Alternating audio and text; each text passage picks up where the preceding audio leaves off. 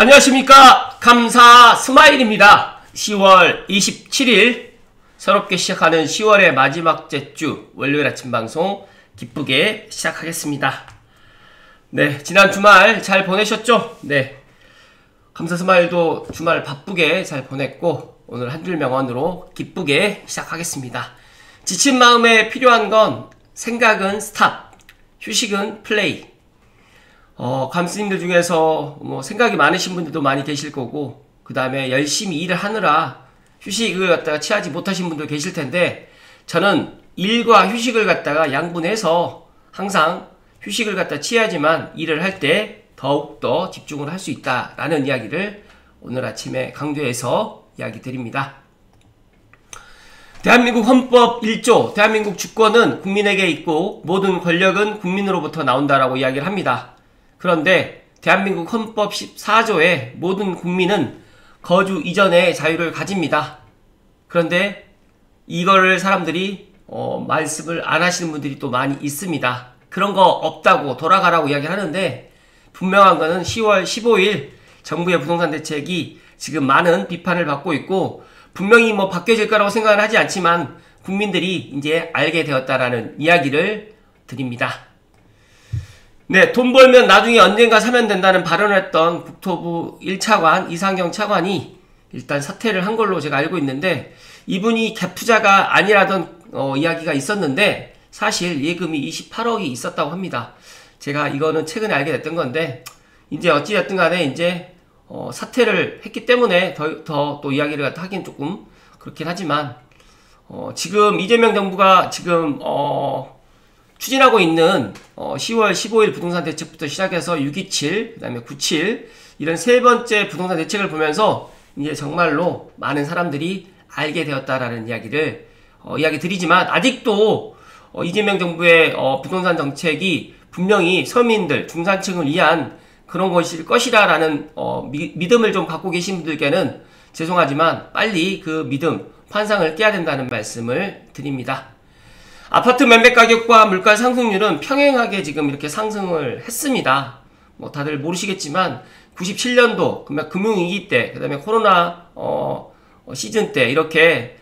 소비자 물가도 올라갔지만 아파트 매매 가격 지수도 물론 중간중간 하락한 구간도 분명히 없잖아 있었지만 이렇게 계속해서 우상향을 하고 있다라는 이런 표를 보시면, 일단 물가가 올라가면 올라갈수록 아파트 매매 가격은 떨어지지는 않을 것이다 라는 이런 믿음을 가지시면 될 것 같습니다. 네, 토호제 주간통계 아파트 랩에서 일단 분석을 해주셨는데, 10월 23일 기준으로 해가지고 토호제, 그러니까 10월 15일 날 토호제를 갖다가 서울 전역과 경기도 12개 지역으로 해가지고 확대 지정을 했는데, 이게 지금 보니까 서울이 이제 더 많이 올라간 게 아니라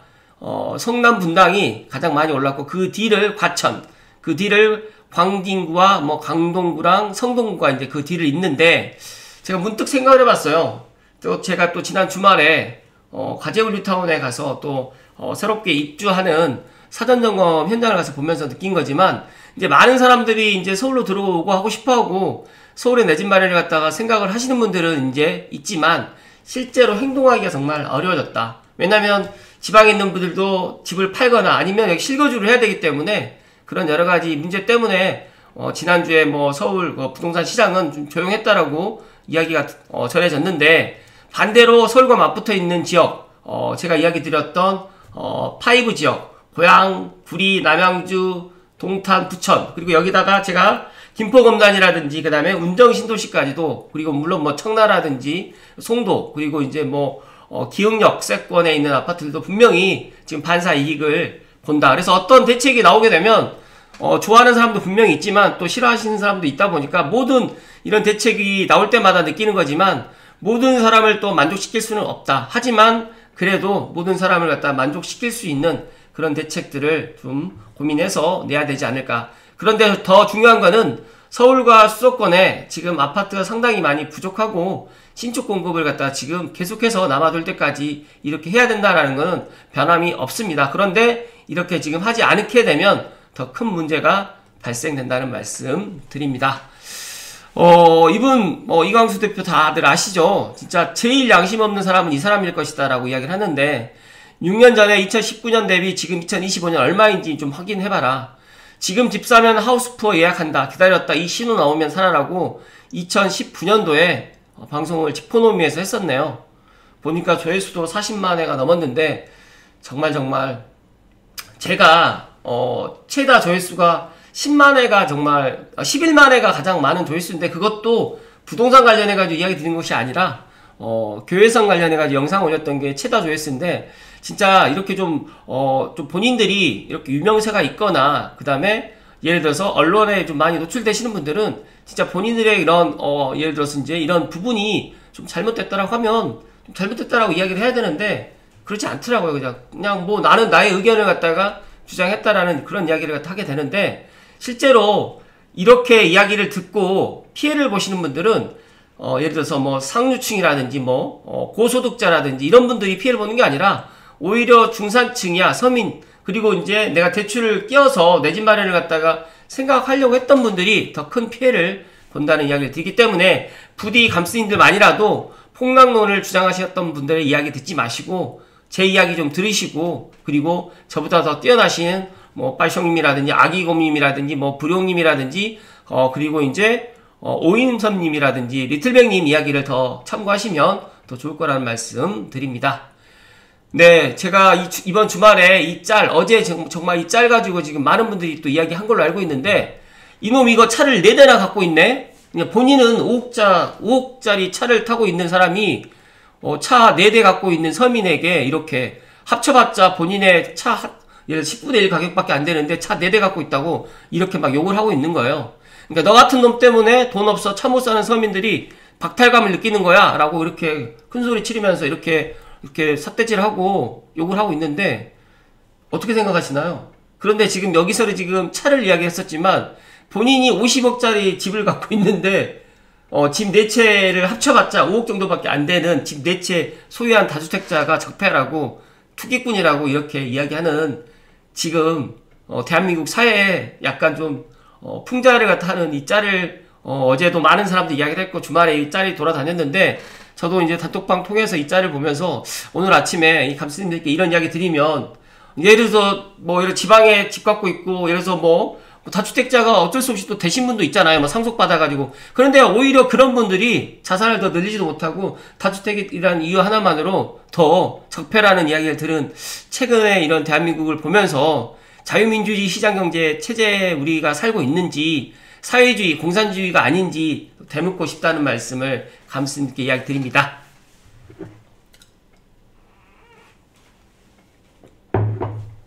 더 이야기는 드리고 싶지만 이쯤에서 이야기하고요. 제가 본론으로 이제 한 4가지 정도 이야기 드리겠습니다. 오늘 본론으로 이야기 드릴 주제에 앞서서, 제가 지난 주말에 정부말 믿은 제 내 집 마련 미루다 벼락까지 된 현실, 아직까지 정부말 믿고 계속해서 기다리려고 생각하신 분들은 계속해서 기다려도 되신다는 말씀 드리고, 제가 2년 반 전에 제 친구가 DMC 가제오 라이파크를 갖다가 청약 분양을 받으려고 고민했을 때, 제가 DMC 가제오, 특히 가제오 뉴타운의 미래 가치를 제가 알고 있기 때문에, 가자역을 갖다가 뭐 3분 정도면 갈 수 있는 도보 역세권의 아파트다 보니까 저를 믿고 청약을 하라라고 강하게 이야기를 했는데, 제 이야기를 듣고 이제 청약을 해서 당첨이 돼서 2년 6개월이 훌쩍 금방 지나가더라고요. 그래서 올 연말부터 또 입주를 하는데, 제가 직접 가서 영상에 담았습니다. 혹시라도 못 보신 분들 오늘 제 아침 방송 보시고 난 다음에 보실 것을 이야기 드립니다. 그리고 이건 올댓고향에서 서로 다 얘기 끝내고 계약 직전에 뭐 4천 상향을 했다고 합니다. 매도하는 사람이랑 저희랑 얘기 다 끝내고 오늘 부동산에서 만나서 도장식자 했는데, 좀 전에 연락 와서 아마 4천 올려서 팔겠다고 100만원 가계약금 받는 거 돌려주겠다라고 정말 짜증이 이빠이 치솟다라는 이 크레파스님의 이야기 들으면서, 진짜 작년에 아니면 올 초에 좀 의사결정했었으면 어땠을까. 안타깝긴 하지만 지금 고양시 특히 덕양구의 부동산 상황도 지금 매도인들이 매물을 처리하고 있고 또 가격을 올리고 있는 그런 상황입니다. 물론 서울 같은 경우에도 지금 금매가 좀 나와 있으면 바로 지금 집 안 보고 지금 거래한다는 그런 상황은 토호제 전이고, 토호제가 이후에는 지금 거래가 지금 중단되어 있는 건 사실인데, 전세 가격이라든지 월세 가격이 지금 내려간다라고 생각하는 사람들 거의 없고, 금리 인하도 미국이 지금 다음 달에 금리 인하를 계획하고 있고, 뭐 많으면 11월, 12월 두 번을 한다는 얘기가 있습니다. 그렇다면 한국은행도 11월 아니면 뭐 12월에 금리를 인하할 가능성이 있고, 만약에 올해 금리를 인하를 못한다고 하면 내년에는 할 수밖에 없는 그런 상황이 지금 만들어져 있는데, 상승장에 매도자 우위라서 가게하기로 빵빵하게 넣어야 된다고 하지만, 제가 상담이라든지 여러 상황을 갖다가 보면서 느끼는 거지만, 집을 갖다 한 번도 장만해보지 못한 사람들은 이런 것들을 잘 알지 못하고, 지금이 매도자 우위 시장인지 매수자 우위 시장인지, 지금 사도 되는지 사지 말고 지금 기다려야 되는지, 이런 것조차도 알 수가 없는 분들이 너무 많아요. 그래서 가장 기본적인 이 부동산에 관련해 가지고는 정말 많은 분들이 공부하지 않고 그냥 남들 따라서 나의 인사이트가 없는 상황에서 그냥 뭐 예를 들어서 이제 전세라든지 월세 그런 임대차 보호법도 잘 모르고, 그다음 매매 관련해 가지고 잘 모르다 보니까 여러 가지 실수를 많이 범하게 되는데, 만약에 이 크레파스님이 저에게 먼저 뭐 상담이라든지 물어보셨다고 하면 제가 어떻게 해야 된다는 것들을 알려주었을 텐데 조금 안타깝긴 합니다. 어찌됐든 간에 이분도 이번 계기로 많은 것들을 또 공부를 하셨을 거라고 생각이 되고, 저는 어떤 실패를 갖다가 경험하는 것에 대해서 정말 나쁘다고 생각하지 않습니다. 그 실패를 통해 가지고 진짜로 많은 것들을 공부하게 된다라는 이야기를 드리기 때문에, 감수님들만이라도 실패를 갖다가 두려워하지 마시고 항상 도전하시고, 그리고 내가 모르는 것에 대해서 부끄러워하지 마시고 모르는 것에 대해서 항상 공부하려고 하는 그런 마음 자세를 가져야 된다는 말씀을 드립니다. 네, 본론으로 한 3가지 이야기 드릴 텐데요. 직보다 집 선택한 차관, 절대 팔지 말라는 정부 메시지. 이상경 국토 1차관이 발언이 정말 엄청나게 컸습니다. 그래서 결국에는 지난 주말 25일쯤에 사퇴를 했다라고 하는데, 사필 규정이다, 자기 발등 찍은 격이다, 국민한테는 엄격하지만 스스로에게는 관대한, 이런 여러 가지의 지금 민주당에 있는 고위 관리 정책을 또 위반하시는 분들, 여러 가지로 지금 노무현 정부 때, 문재인 정부 때, 지금 또 문재인 정부 시즌2라고 또 이재명 정부가 지금 여러 가지 이런 이야기들이 있는데, 제가 생각했을 때는 이런 것들을 바꿔줘 나가야 된다. 국민이 비판했던 핵심은 그가 뭐 고가주택을 보유하고 시세 차익을 갖다 얻었다는 게 아니라, 오래전부터 지금 다주택자나 실거주 외 부동산 소유자를 투기 세력으로 좀 규정해왔고, 그런데 정책을 책임지는 국토부 1차관부터 또 대통령 정책실장, 여러 지금 고위직에 계시는 분들이 국민에게는 엄격한 잣대를 들이대면서 본인들 실상 자기들 자신에게는 정말 관대하게,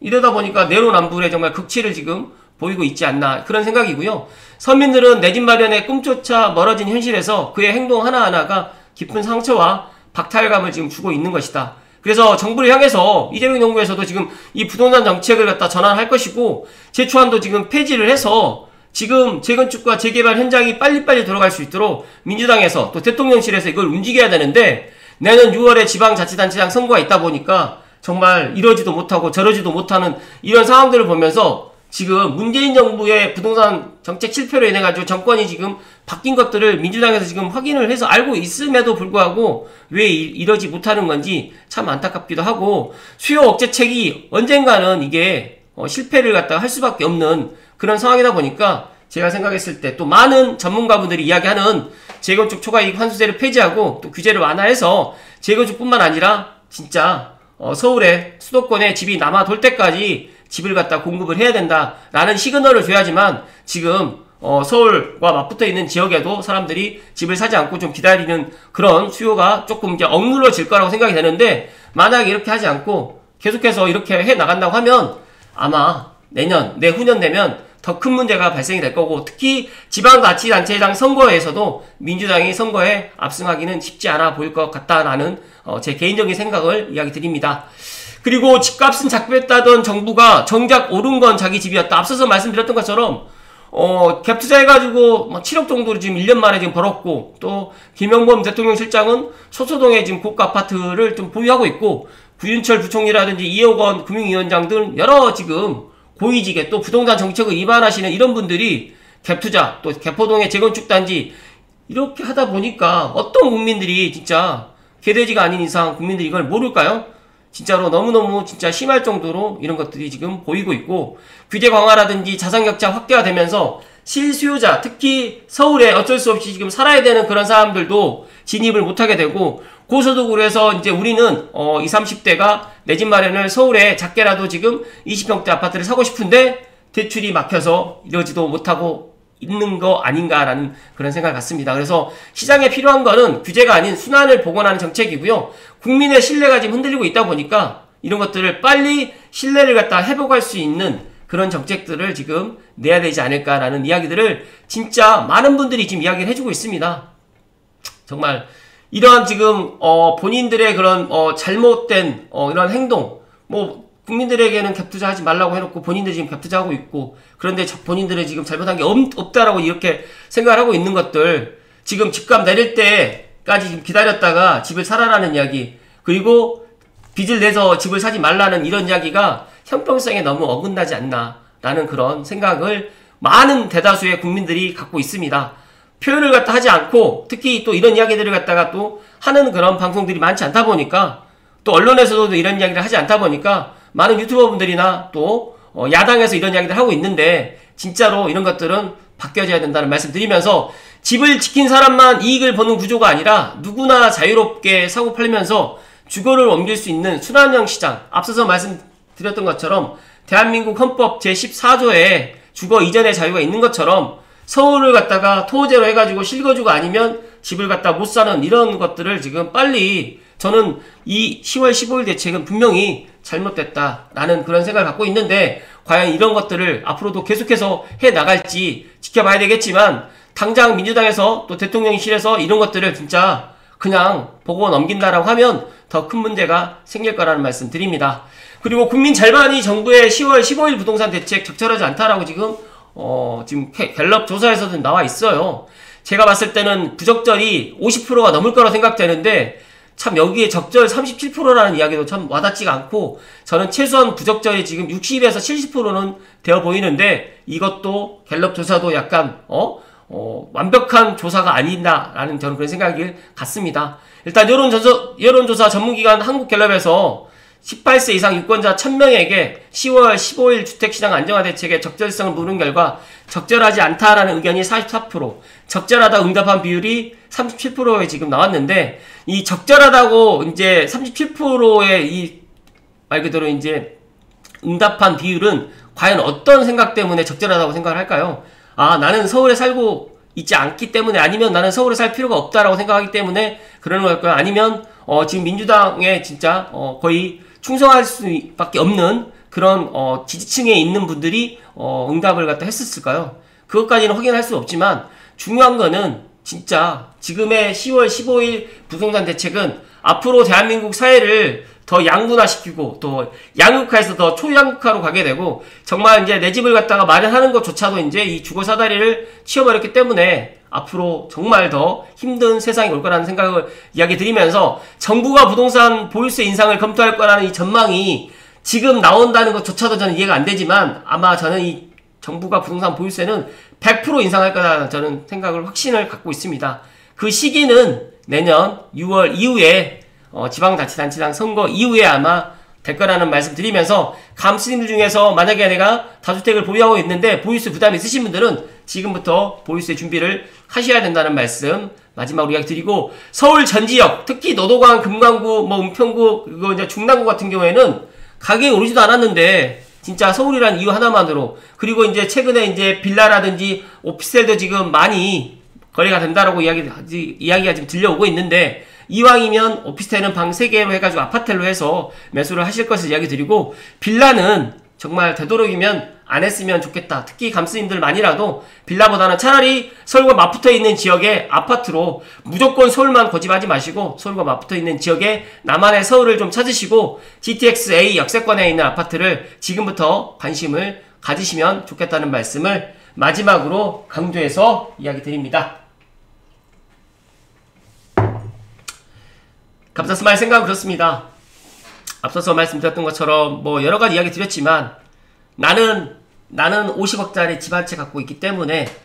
다주택, 예를 들어서 저가에 있는 지방 아파트 포함해가지고 세 채, 네 채 갖고 있는 사람 다주택자가 적폐라고 이야기하는데, 이것도 분명히 잘못됐다. 실질 가액으로 해가지고 재산세라든지 보유세를 갖다가 이렇게 책정하는 방법으로 또 이야기를 해야 되고, 그리고 지금까지 폭락론을 갖다가 주장을 갖다 믿고 내 집 마련을 갖다 못하신 분들은 정말 내 여력에 맞춰가지고 나만의 서울을 찾아서 진짜 작더라도 내 여건에 맞춰가지고 이왕이면 아파트로 내 집 마련하시고, 만약에 아파트가 안 된다고 하면 저는 주거용 오피스텔 방 3개 아파트 10년 이내의 그런 역세권의 아파트는 충분히 앞으로 가격이 올라갈 가능성이 있다는 말씀 드리면서, 모든 국민이 거주 이전의 자유를 갖다가 지금 이재명 정부에서 지금 틀어막고 있는데, 분명한 거는 내년 6월에 지방자치단체장 선거 때 꼭 표로서 심판을 해야 된다는 말씀 드리면서, 이번 한 주도 날씨가 좀 춥다고 합니다. 개인 건강관리 잘 하시고 이번 한 주도 행복 가득하시고 즐거운 한 주 되실 것을 이야기 드립니다. 고맙습니다.